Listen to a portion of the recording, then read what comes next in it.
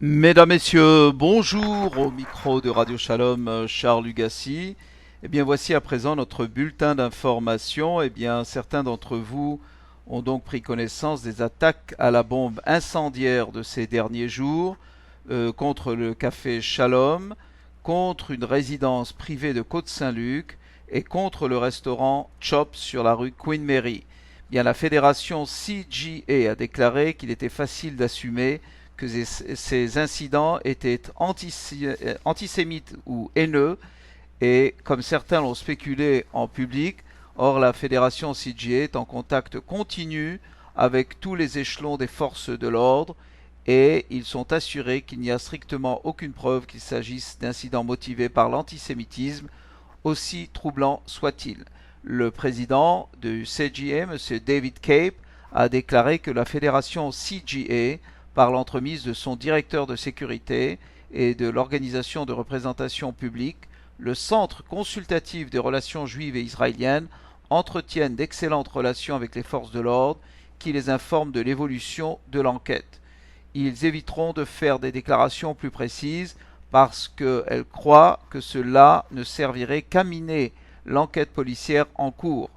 Le CGA rassure donc la population juive en disant qu'ils continuent de surveiller la situation et qu'ils informeront la communauté via soit leur site web sur CGA, soit leur page Facebook pour toute évolution à donner à ces trois incidents qui se sont déroulés le week-end dernier concernant donc des attaques aux bombes incendiaires contre deux restaurants et une résidence privée à Côte-Saint-Luc. Parlons maintenant des fêtes religieuses juives. Eh bien, la communauté juive ne semble pas appuyer le Parti libéral du Québec. C'est ce que rapporte le journal La Presse. Après donc le Bnei Brit, c'est maintenant au tour du Centre consultatif des relations juives et israéliennes, le CERJ, de ne pas appuyer la position du Parti libéral au sujet des conflits entre le calendrier électoral et des événements comme des fêtes religieuses. La presse rapporte que le CERJ s'en est tenu à une déclaration écrite laconique dans laquelle il déclare: nous comprenons que les partis sont en discussion dans le but de trouver une solution mutuellement satisfaisante. Nous continuerons d'observer l'évolution de leurs discussions, a simplement fait savoir le vice-président pour le Québec du CERJ, maître Luciano Del Negro. La semaine dernière, rappelons que le Parti libéral disait vouloir continuer d'appuyer le projet de loi péquiste pour instituer des élections à date fixe. La date choisie par le gouvernement serait le premier lundi d'octobre, 4 ans après la dernière élection. Mais les libéraux ont constaté qu'en 2016, cette date coïnciderait avec le Nouvel An juif. Ils ont donc utilisé cet exemple pour réclamer que la date des élections puisse être déplacée si elle coïncide avec un événement culturel ou religieux important. La moitié des législations canadiennes, avec des élections à date fixe, prévoit une disposition similaire. Or, le Bnei Brit ne juge pas cela nécessaire. Si les gens peuvent utiliser le vote par anticipation, ce sera satisfaisant, a déclaré le porte-parole de Bnei Brit, Anna Aronheim. Personne au Parti libéral n'a appelé son groupe pour connaître leur opinion, a-t-elle ajouté. Le ministre délégué aux institutions démocratiques du Québec, M. Bernard Drainville, se demande quant à lui si les libéraux cherchent un prétexte pour refuser d'appuyer son projet de loi. Il poursuit en disant dans la presse que leur appui est nécessaire car selon les conventions, il faut un large consensus pour modifier la loi électorale. M. Drainville veut que sa loi soit adoptée d'ici à vendredi, date de la fin des travaux parlementaires. Pour sa part, le libéral Robert Duthil ne comprend pas l'urgence de passer au vote rapidement. Il veut prendre le temps pour poursuivre cet automne, si nécessaire, l'étude du projet de loi. Il ne prend pas son gaz égal. Je ne comprends pas pourquoi il veut nous passer ça au travers de la gorge, a-t-il dit, ni son urgence à vouloir se chicaner, mais c'est son style, a dit le libéral Robert Duthil. Les libéraux soutiennent vouloir s'inspirer des provinces comme l'Ontario, qui autorise son directeur général des élections à demander un changement de date pour favoriser la participation. Or, le DGE du Québec c'est-à-dire le directeur général des élections, a indiqué en commission parlementaire qu'il ne souhaitait pas hériter de cette patate chaude. La décision serait, d'après lui, trop arbitraire et relèverait, dis-je, davantage du politique. Donc, en conclusion, M. Duthil rappelle que dans la première mouture du projet de loi, on prévoyait que le DGE pouvait demander de reporter les élections de 2 semaines, notamment si elles coïncidaient avec la tenue d'une élection municipale ou fédérale. Les campagnes électorales se chevaucheraient néanmoins. M. Drainville a donc amendé le projet de loi pour reporter plutôt l'élection de 6 mois, mais il a aussitôt retiré le notamment. Or, ce terme permet de prévoir d'autres exceptions, comme les fêtes religieuses. Les libéraux affirment que leur position respecterait la première mouture du projet de loi, celle à laquelle ils ont donné leur accord à la fin du mois de mars. Parlons à présent des tensions à Outremont. Outremont, les gens sont tannés, semble-t-il, de ce conflit entre les Hassidim et la population. Eh bien, de quoi s'agit-il? Il s'agit de personnes qui ont décidé de prendre la chose en main, notamment Mindy Pollack, une dame religieuse d'Outremont, et Leila Marchi.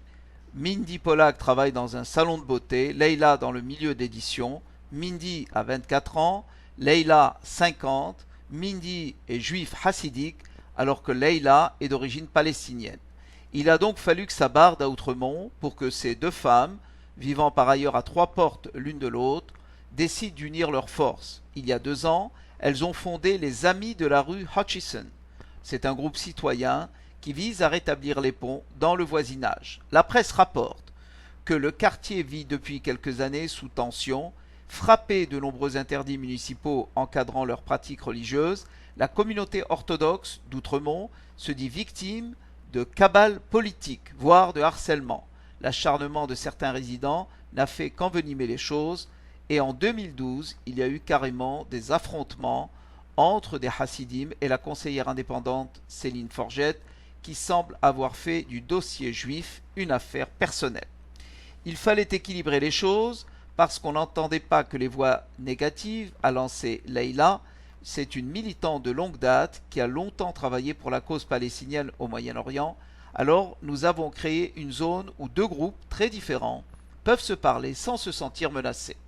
Eh bien, cela a commencé tout petit par la distribution de dépliants dans les boîtes aux lettres, mais depuis 1 an, les Amis de la rue Hutchison sont en train de s'imposer comme une présence vitale dans leur quartier. La presse rapporte que la page Facebook du groupe continue de récolter des appuis. Le site a d'abord interpellé des Québécois avides de comprendre la complexité hassidique, mais il attire maintenant de plus en plus de juifs orthodoxes qui s'en servent pour poser des questions et partager leurs propres problèmes. Les 2 communautés ne dansent peut-être pas encore Hava Nagila ensemble, mais au moins le dialogue semble s'être installé. Je crois, dit Mindy, que le plus gros changement vient de notre côté. Dans un français parfait, Mindy a déclaré que ça a été tellement bien reçu que les leaders de la communauté les ont contactés, des jeunes aussi, et que maintenant il est question des enjeux avec eux, et ils sont de plus en plus nombreux à faire entendre leur voix dans les séances du conseil. Autre conséquence tangible de tout cela, Leila et Mindy ont été conviés par l'arrondissement à faire partie d'un tout nouveau comité interculturel spécialement dédié à la question juive, dans lequel on retrouve une dizaine de professionnels de tous horizons. Aucun résultat concret pour le moment, si ce n'est l'apparence d'une plus grande ouverture à l'hôtel de ville d'Outremont. Les 2 femmes insistent toutefois. Ce comité n'a rien à voir avec les Amis de la rue Hutchison, qui préfèrent s'en tenir au bon voisinage. C'est dans cet esprit d'ailleurs que leur groupe organisait dimanche dernier à la bibliothèque du Myland une journée d'échange pour les habitants du quartier orthodoxe et québécois inclus. Une occasion en or, croit-elle, de dissiper les malentendus et de dépasser les éternels tiraillements entre les 2 communautés. Selon Mindy, les Hassidim sont de plus en plus conscients du rôle qu'ils ont à jouer dans la vie municipale, un pas de plus, semble-t-il, vers leur engagement dans la sphère politique. Il n'y a aucun autre endroit sur Terre où des règlements visent spécifiquement les juifs hassidiques, a déploré Leila. Je ne partage peut-être pas leurs valeurs, a-t-elle dit, mais je trouve ça triste. Si on n'est pas capable de trouver un terrain d'entente ici, où la situation est beaucoup moins tendue qu'au Moyen-Orient, alors qu'est-ce qu'on pourra le faire, quand est-ce qu'on pourra le faire? Et personnellement, a dit Mindy, je pense que les gens sont tannés du conflit, ils veulent le régler d'une autre manière. Le temps est, semble-t-il, venu de régler le problème des Hassidim à Outremont, une fois pour toutes, dans l'harmonie. Fin de la citation. Alors on poursuit avec encore une question relative aux accommodements raisonnables. Eh bien maintenant il s'agit de dollars des Ormeaux, alors donc que le gouvernement du Québec va plancher sur une charte de la laïcité l'automne prochain. Il y a des citoyens de dollars des Ormeaux dans l'ouest de l'île de Montréal qui se demandent si des panneaux de signalisation ont toujours leur raison d'être dans leur rue. Depuis plus de 5 ans, devant la synagogue Mazal Jewish Center sur la rue Mirabel, il y a des panneaux d'interdiction de stationnement les jours du Shabbat et d'autres fêtes juives. C'est une interdiction qui s'applique donc tous les samedis de l'année, et ce, à la demande du rabbin de la synagogue. À la ville, le maire Édouard Janizrevski a expliqué que l'idée derrière ces panneaux était d'empêcher les juifs de se rendre prier à cet endroit, de se stationner à proximité de la synagogue. C'est une demande du rabbin pour les forcer finalement à stationner un peu plus loin et à marcher vers le lieu de prière, a-t-il dit. Donc le mot d'ordre lancé, c'est celui de la tolérance. Le maire de Dollars des Ormeaux indique toutefois que si un citoyen se stationnait à cet endroit le jour du Shabbat, les employés municipaux et les policiers étaient censés faire preuve de tolérance, à moins d'une erreur de leur part, a-t-il ajouté. Il y a 2 autres synagogues sur le territoire de Dollars des Ormeaux. Elles ne font pas l'objet de telles interdictions de stationnement. Et c'est donc là-dessus que se termine notre bulletin d'information. Nous vous remercions de votre écoute. Au micro de Radio Shalom, Charles Lugassi. Bonne journée à vous tous.